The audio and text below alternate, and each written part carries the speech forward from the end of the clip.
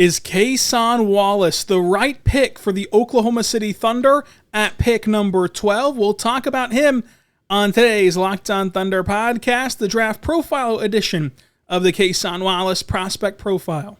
You are Locked On Thunder, your daily Oklahoma City Thunder podcast.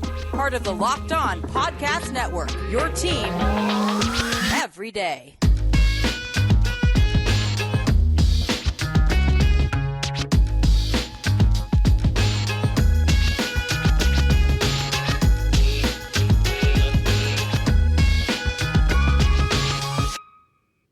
Let's get it going on the Locked On Thunder podcast, on the Locked On Podcast Network, your team every day. I am your host, media member, and editor-in-chief over at thunderousintentions.com, Rylan Stiles. You can follow me on Twitter at Rylan_Stiles. Follow the show on Twitter at LOThunderPod. Email the show, LOThunderPod@gmail.com. On today's show, we're diving into another draft profile and projection, this time diving into Cason Wallace, who provides a lot that Oklahoma City is looking for. Could he be the option at pick number 12? Today's show brought to you by Gametime. Create an account, use the code LOCKEDONNBA, get $20 off your first purchase, last-minute ticket, lowest prices guaranteed. Folks, Cason Wallace is today's draft profile. You can pick the next draft profile by dropping it below in the comments on YouTube or on Twitter at Rylan_Stiles. Thank you so much. Subscribe to Locked On Thunder anywhere you get your podcast from, including on YouTube. And today, let's get into Cason Wallace. 6'2", 195, a 6'8 wingspan, 19 years old, out of the University of Kentucky. Cason Wallace is an elite defender that can knock down shots and get kind of injected into a lot of different NBA organizations and thrive. Cason Wallace is elite defensively. I think that he is one of, if not the best, point of attack defender at the guard position in this draft class. He is an island disruptor. I think if you put him on an island, he is going to make life terrible for his opposition. He annoys his opponents. He has this ability to get underneath ball handlers, and that helps him poke the ball free and secure multiple steals, 2 per game at the college ranks. His ability to disrupt you off the dribble is going to be key for his success at the NBA level. Despite his size, you just cannot bully him. It's not like you can just take the ball, top of the key, turn around and just back him down or punish him. He is willing to take on contact, withstand contact, and not get bumped off of his spot. So it is impressive to watch him play defense at his size and just play bigger than what he actually is. He gets back really well in transition defensively. He's a really good help side defender. I think that it's huge what he can do in the sense of playing off ball with his deflections, with his ability to jump the passing lanes. He has the right amount of risk on the defensive end, where he has the right amount of gambling for steals versus staying home and just playing straight up defense. I think that is a skill set that is difficult to master at any level, at any age. But to have it already here is very impressive. When you look at the strengths and weaknesses of his game, that stands out the most. A guy that gets 2 steals per game and is not just hunting for them. It's not just going and selling all out for them. It's happening within the flow of defense and within his responsibilities. It's sort of like whenever you see a college player with high block numbers, which looks good and they look like a good rim protector, but yeah, they get 3 blocks a game. The issue is, for the 40 other possessions, it's just an easy layup at the rim because they've overcommitted to the block and they've had the ball passed around them and up and under them and it's in the bucket. So with Cason Wallace, his high steal numbers, it still equals really good defense because he's getting them just within the standard operation of the defensive scheme over at Kentucky. He also has a very high motor. He's going to be a guy that gets loose balls, diving on the floor, deflecting balls, taking charges. He's going to fit right in this hustle stat team if he was in Oklahoma City. And his footwork is awesome. And it allows him to stick with guys on the perimeter, which allows him to be a versatile defender and stay with guys, attached to guys' hips 1 through 3. Obviously, you don't want this guy switched on to many threes even, but also 4s or 5s, kind of out of the question. But just pure sticking with it and contesting the shot, he's able to do that because of his footwork that he possesses. I love his feel for the game. He has an amazing ability to make the right read, the right rotation, the right pass, the right shot, everything. He just does everything right. He's never going to be caught in a scenario where you watch him and you go, what were you doing, man? Like, what were you doing on that play? He's a possession plus guy. Like, he gains you way more possessions than he loses you. And part of that is his nature of being a quality defender that understands when to gamble and when to try to go for steals. But also on offense, he's this risk-averse playmaker that can create for himself and others, but is not going to do it at the cost of turnovers. Like, he's a very low turnover guy. And so ultimately, you're going to win the possession battle when you have a guy like Cason Wallace out there. He's a really good rim finisher offensively. He's really good with either hand on either side of the floor, either side of the rim, which is very encouraging. He has that touch with a beautiful floater that he has, which can help him whenever he goes into the trees and the teeth of an NBA defense to pull up for that floater. And his release on his jump shot is quick. I think he has a great jumper in general. I think that it translates to the NBA. Defensively, the last note for his elite defense is I love his ability with his size to fight through screens, get over them, get under them, and still contest jump shots. That's really impressive for his size, for his ability. And then offensively, the biggest strength for him is his scalability. You can really see how this guy will fit into an NBA offense. Playing off ball, either camped in a corner where you drive and dish to him, or coming off of screens, curling off of those screens, getting handoffs, and I just imagine him playing with that secondary unit and being utilized like with J-Will. Like J-Will top of the key handoffs and setting screens for him and finding him off of those screens and cutting to the rim there would be impressive as well. So like you can kind of see how his game would translate to the NBA whenever you watch him in college, which is always a good sign for guys like Cason Wallace and for guys that you want to pick in the lottery.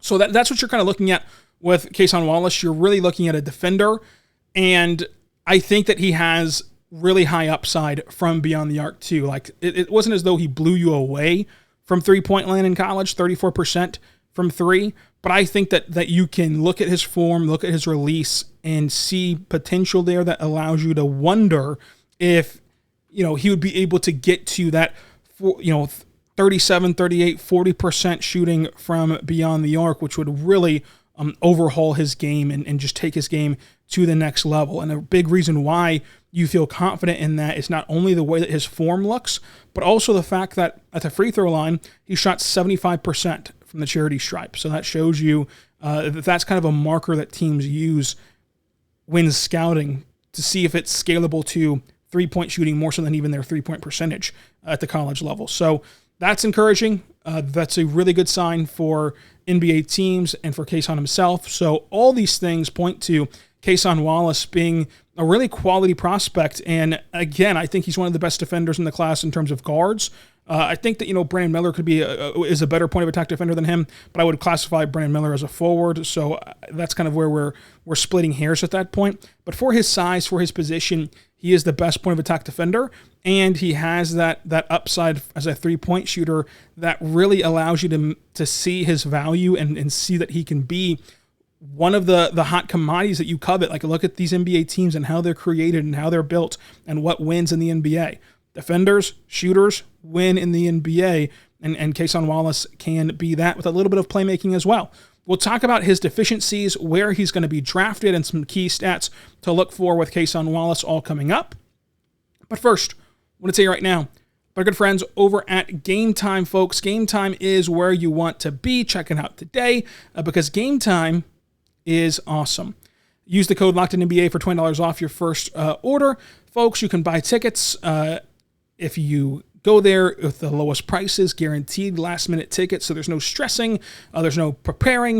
You just can go there, get last-minute tickets guaranteed for concerts, movies, theater, sporting events, everything you need tickets for, they have it for you. They also have some great protection plans in case of event cancellation or other protections as well for your insurance for buying these tickets.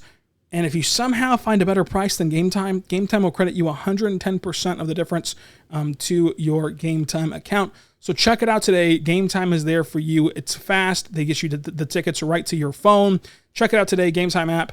Use the code LOCKEDONNBA for $20 off your first purchase. Terms and conditions apply. Again, that's the Gametime app. Whenever you create your account, using code LOCKEDONNBA for $20 off your first purchase. Download the Gametime app today at gametime.com or the Gametime app.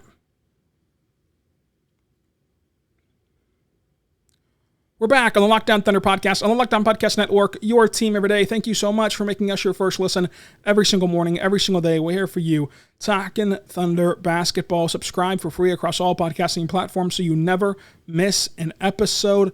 Folks, we're going to get you 3 more draft profiles this week, so let me know in the comments who you want to hear about next. We're talking Cason Wallace today. You everydayers can expect Richard Stamen to be back next week. Richard Stamen going to be back on the podcast at MavsDraft on Twitter next week talking NBA draft.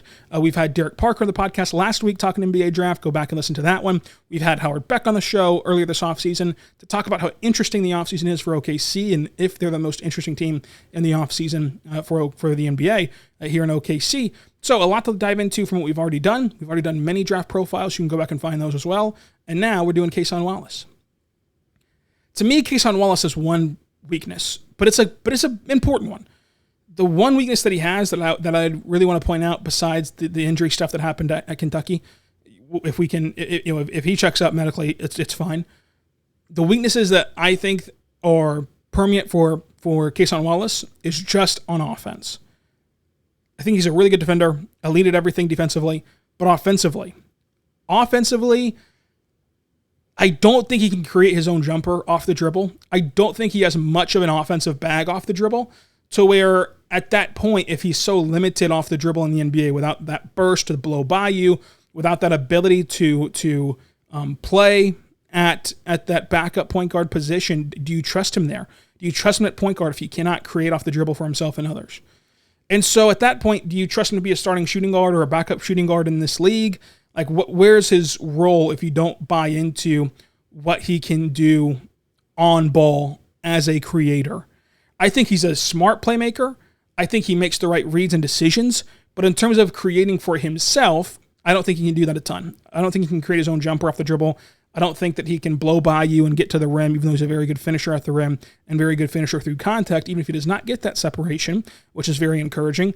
But does he do enough to want to be your kind of backup point guard or your starting point guard or whatever? Like, what's the positional role for him in the NBA? As the NBA switches off of positions, though, that can be alleviated some.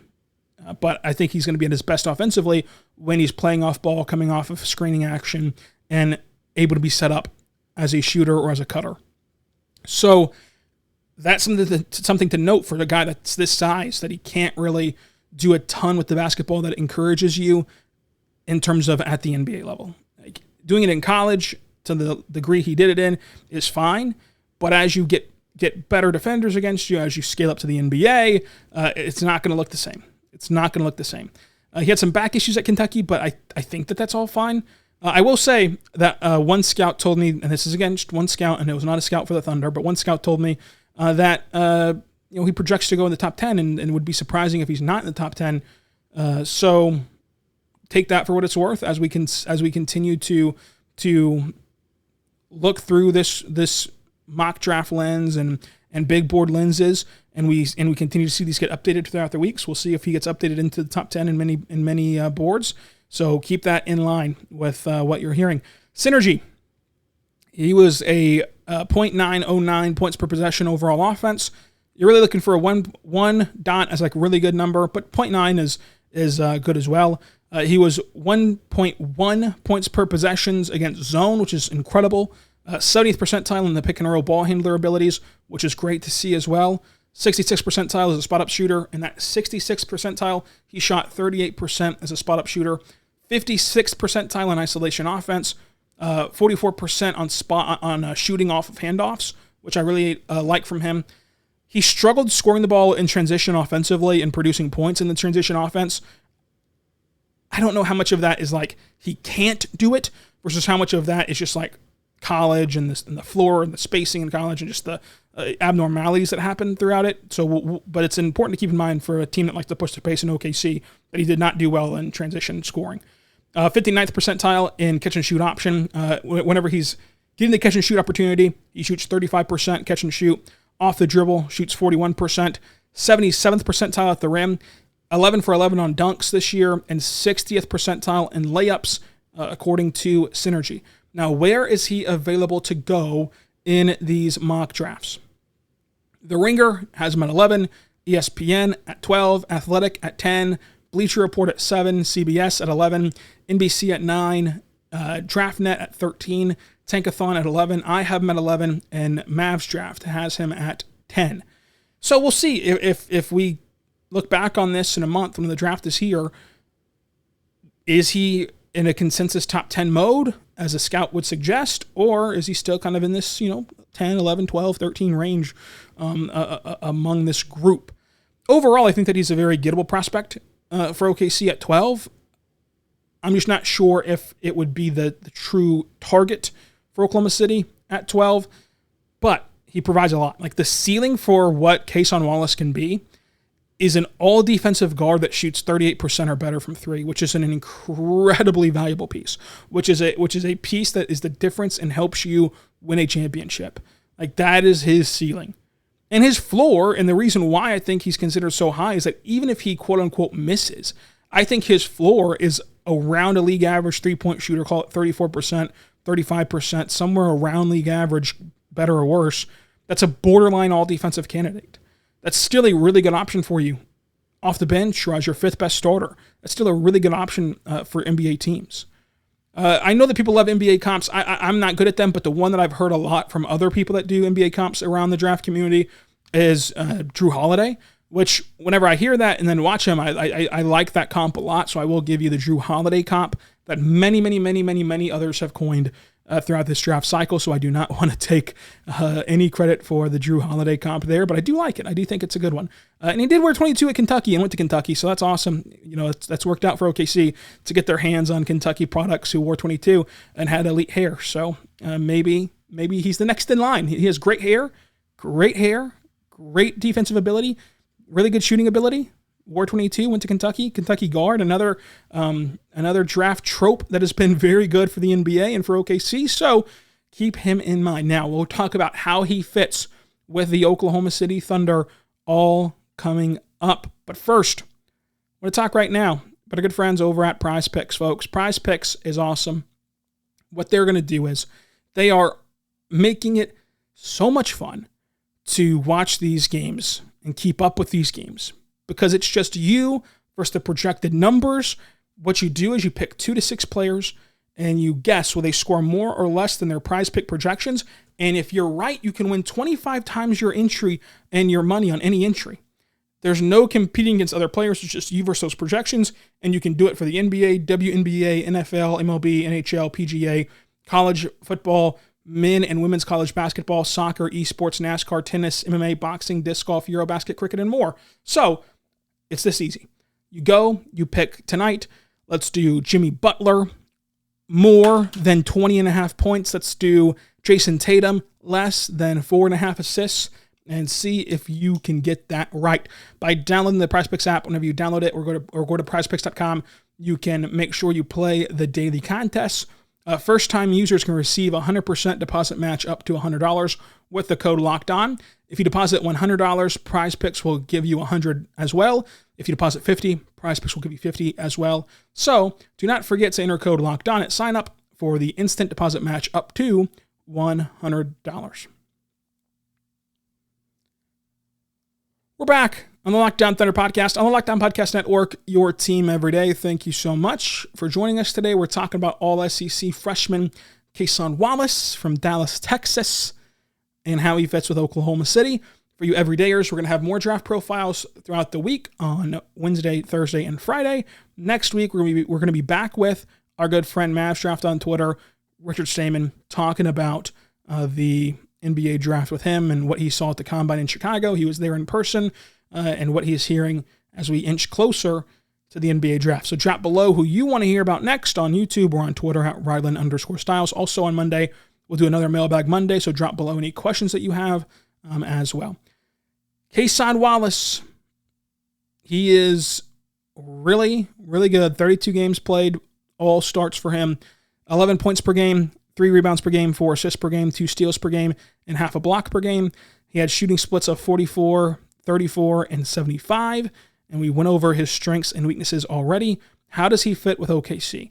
To me, he fits with OKC as this Swiss Army knife, where he's really good as a bench player. You can put him as a spot starter if you deal with injuries or need a jolt or see a different matchup that you want to exploit.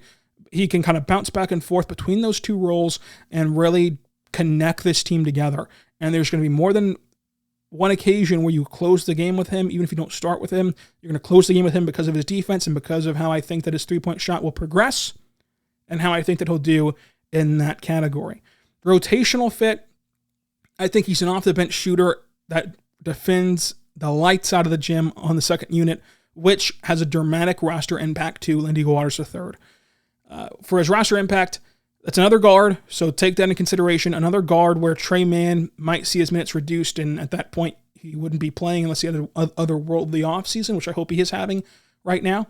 Lindy Waters III, he's the guy that's like his rotational fit has been, hey, I'm here to play 10 minutes, play really good help side defense, really good rotational defense, and hopefully knock down a few threes.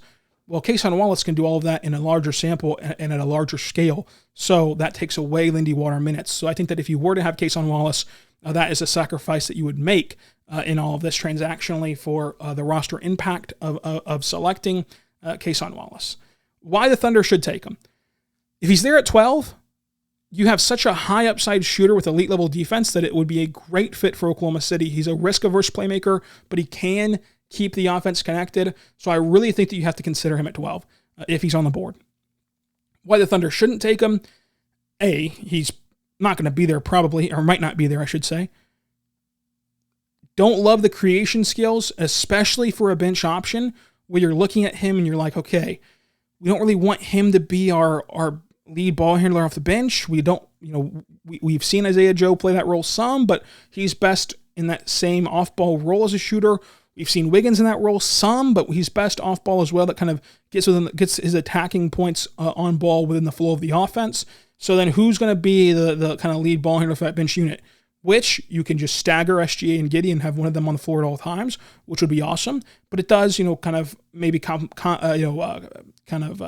some things a little bit. Or even if you don't think that the creation skill is a big concern, maybe you just would rather have a wing or a different option like Leonard Miller, who will be on the board at 12 for OKC. So there are some options there for the Thunder, for Cason Wallace, for Oklahoma City, and it will be a lot of fun to see how this all goes. That's your Cason Wallace NBA draft profile.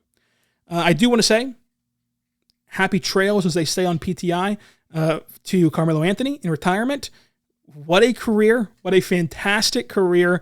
And it cannot be undersold what he meant to Oklahoma City. And if you are only looking at this from the bare bones first round exit and the messy ending to it, you're missing the point of this. You're missing the picture of this. And I think that,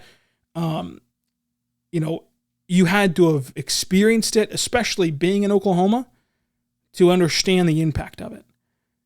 On the heels of Kevin Durant leaving, Sam Presti goes and gets another running mate for Russell Westbrook and Paul George, and then a few weeks later gets Carmelo Anthony, and Carmelo Anthony had a no-trade clause, fully no-trade clause, had to approve the trade to OKC, and here is a guy that is a superstar, that is a basketball icon, that is a icon that even has transcended some spaces of beyond just the NBA, and he is willingly electing to go to Oklahoma City. You didn't trap him by drafting him.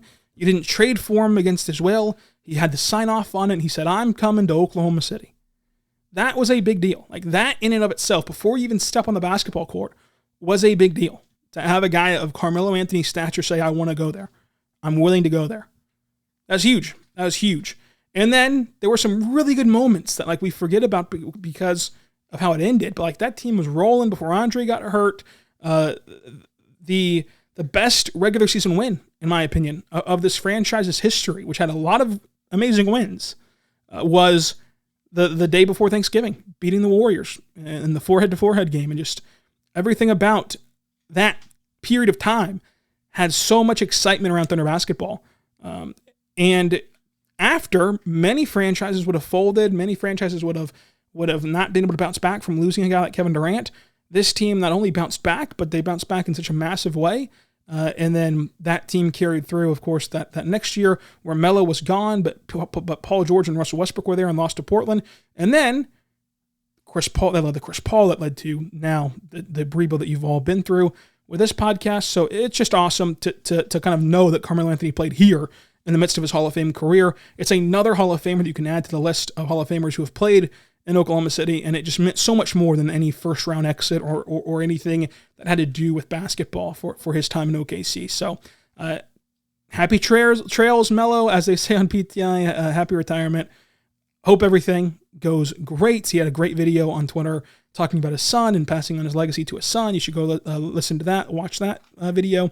And whatever he decides to do next, whether it's coming into media or coaching or just hanging out, whatever he decides to do next, he's going to do great at it. So happy trails to Carmelo Anthony. And until tomorrow, whenever we do another draft profile, be good and be good to one another.